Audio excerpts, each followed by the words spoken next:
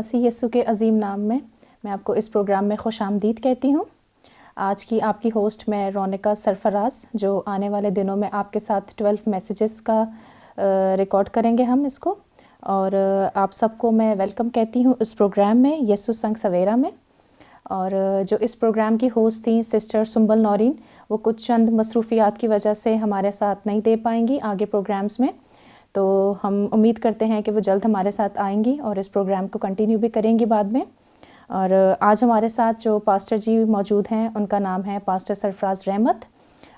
Pastor Sarfaraz रहमत, हम आपको इस प्रोग्राम में खुशामदीद कहते हैं जी। कैसे हैं आप? जी मैं बिल्कुल ठीक हूँ, थैंक यू।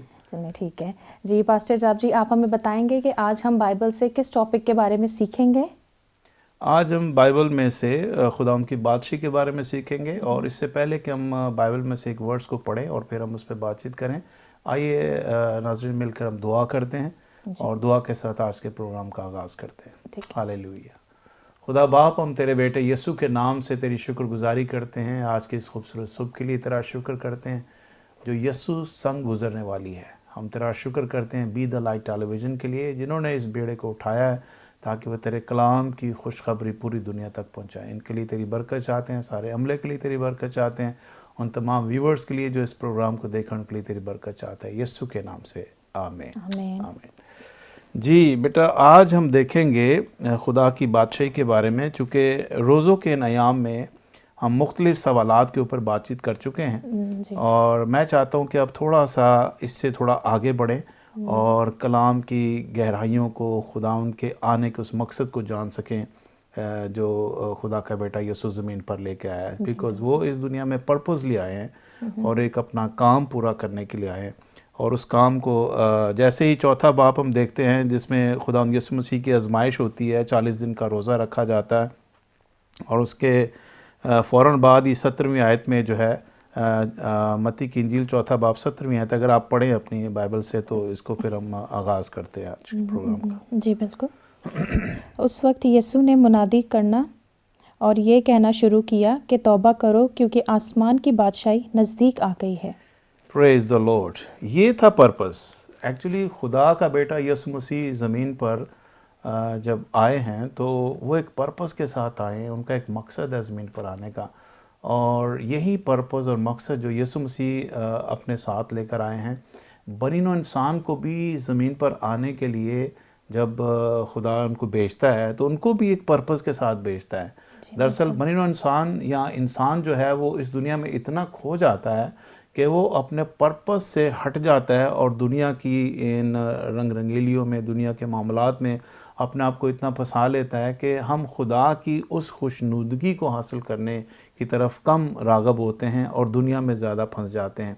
खुदा के बेटे यीशु मसीह ने ज़मीन पर आके जो पहली मुनादी जिसका उसने आगाज़ किया है वो ये है, उसने कहा कि यीशु ने जब मुनादी का आगाज़ किया तो उसने कहा कि तौबा करो क्योंकि आसमान की बादशाही नज़दीक आ गई। खुदा का बेटा यीशु मसीह ज़मीन पर खुदा की बादशाही को इस्टेब्लिश करने के लिए आया। आपको याद होगा कि जब शुरू में बनी इस्राएल कौम को खुदा अनसीन रहलम में, यानी खुदा नज़र तो नहीं आता था लेकिन बनी इस्राएल कौम को लीड करता था एज ए किंग, लेकिन उन्होंने कहा कि नहीं, हमें एक ज़मीनी बादशाह चाहिए। तो मतलब कहने का यह है कि एक तरह से उन्होंने खुदा की बादशाही को जो है रिजेक्ट किया और ज़मीनी बादशाह मांग कर, इंसान के तौर पर मांग कर, और खुदा को रिजेक्ट करने के बाद खुदा को ये बात अच्छी नहीं लगी, खुदा को बुरी लगी ये बात, लेकिन फिर भी उसने उनको पहला बादशाह जो दिया वो साउल था और उसके बाद फिर दाऊद दूसरा बादशाह आया।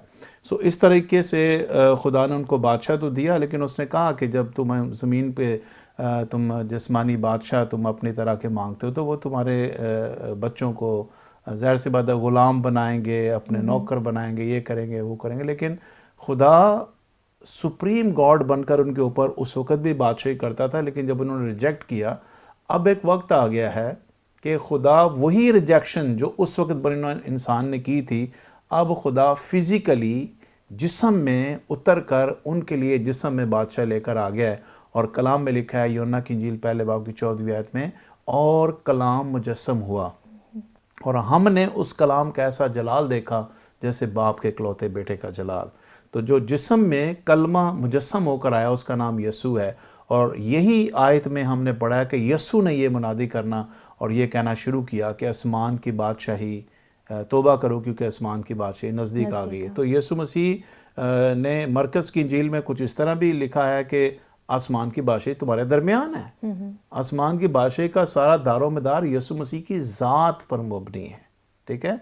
तो जहाँ यीशु है वहीं बादशाही है। तो जब यीशु आए तो उन्होंने चौथे बाब की, अगर आप आयत नंबर 15 देखें तो यहाँ पे लिखा है कि, बल्कि 14 ऐसे पढ़ता हूँ, ताकि जो यशायाह नबी की मार्फत कहा गया था वो पूरा हो कि ज़बूलून का इलाका और नफ्ताली का इलाका दरिया की राह यरदन के पार गैर कौमों की गलील, यानी जो लोग अंधेरे में बैठे थे उन्होंने बड़ी रोशनी देखी, और जो मौत के मुल्क और साया में बैठे थे उन पर रोशनी चमकी।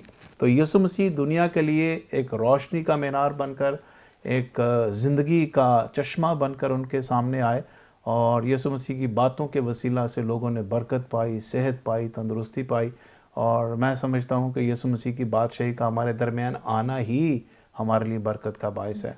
और जो रिजेक्शन बने इंसान ने खुदा के अनसीन गॉड होने की वजह से की थी, आज वो सीन गॉड बनकर, ऐसा खुदा जो नज़र आने वाला खुदा है, अब उनके दरमियान उतर आया है, और वो अपनी बादशाही को कायम करने के लिए आया है। और ये बादशाही कायम करने के लिए उसे बहुत से फ्रेजेस से गुज़रना पड़ेगा, और यही फ्रेजेस जो गुज़र कर वो हमारे लिए बादशाही को हमारे लिए ज़मीन पर कायम करेगा, यही हमारे लिए मिशले राह है जिस पर हम चल कर खुदा की बादशाही में आगे चल के इंटर हो सकते हैं। सो ये मैं समझता हूँ कि खुदा के बेटे यीशु का पर्पस था ज़मीन पर आने के लिए, इसीलिए 40 दिनों का एक रोज़ा रखा गया, ताकि उस पर्पस को, जो एक बहुत बड़ा गोल है, बहुत बड़ी एक मैं समझता हूँ अचीवमेंट हासिल करने के लिए खुदावंद अपने आप को डेडिकेट करता है। तो यीशु मसीह को तो इस डेडिकेशन की ज़रूरत नहीं है, लेकिन यीशु मसीह मेरे और आपके लिए, क्योंकि वो एक रोल मॉडल बनने वाले हैं, एक मिशले राह बनने वाले, एक मॉडल के तौर पर एक ट्रेंड सेट करने वाले हैं। तो यीशु मसीह को हम लोग इसलिए फॉलो करते हैं क्योंकि उसने ज़मीन पर इंसानों को जीने की सही राह बताई। सो ये था पर्पज़ खुदा यीशु मसीह का ज़मीन पर आने का, कि वो आसमान की बादशाही को ज़मीन पर कायम करे, और जो यीशु मसीह पर ईमान लाते हैं वो उस बादशाही के हिस्सा और फ़र्द बनते हैं, और इस सबब से फिर हम खुदावंद में, उसकी बादशाही में, उसके ज़ोर में, उसकी क़ुव्वत में आगे बढ़ते हैं। तो जो लोग अंधेरे और तारीकी में बैठे थे उनके लिए खुदावंद यीशु मसीह बड़ी रोशनी बनकर आए, और जो मौत के मुल्क और साया में बैठे थे उन पर बड़ी रोशनी चमकी। एक्चुअली इंसान गुनाह के कारण मौत की हालत में चला गया था, जिसकी वजह से यीशु मसीह इंसानों को उस मौत से निकाल कर ज़िंदगी में दाखिल करने के लिए जो है वो ज़मीन पर आया था, और ये इंसानों के बस की बात नहीं थी। इसी वजह से खुदा को ये काम खुद करना पड़ा। और अगर हम रोमियो का ख़त पढ़ें 8वें बाब में, तो लिखा है जो काम इंसानों से ना हो सका वो खुदा ने खुद किया। तो जो इंसानों के बस से बाहर थी चीज़, खुदा ने इंसान पर अपने रहम, अपनी मोहब्बत और अपने प्यार को, अपने फ़ज़ल को, अपनी सच्चाई को ज़ाहिर करके इंसानों के लिए जो है वो ज़िंदगी की राह को तैयार किया है। और आज यीशु के वसीला हमारे लिए वो पाथ रेडी है जिस पर हम चल कर खुदा की बादशाही में दाखिल हो सकते हैं। दिस इज़ द वे खुदा ने हमारे लिए आसमान की बादशाही के दरवाज़े खोले हैं। थैंक यू पास्टर जी। आपने इस वर्स को बहुत ही अच्छे से एक्सप्लेन किया और बहुत अच्छे से बताया कि खुदा की बादशाही में हम कैसे दाखिल हो सकते हैं। मुझे उम्मीद है कि हमारे सब व्यूअर ने इस कलाम के वसीला से बहुत बरकत पाई होगी। कल मिलते हैं फिर एक नए प्रोग्राम के साथ और नए टॉपिक के साथ। Thank you so much. God bless you.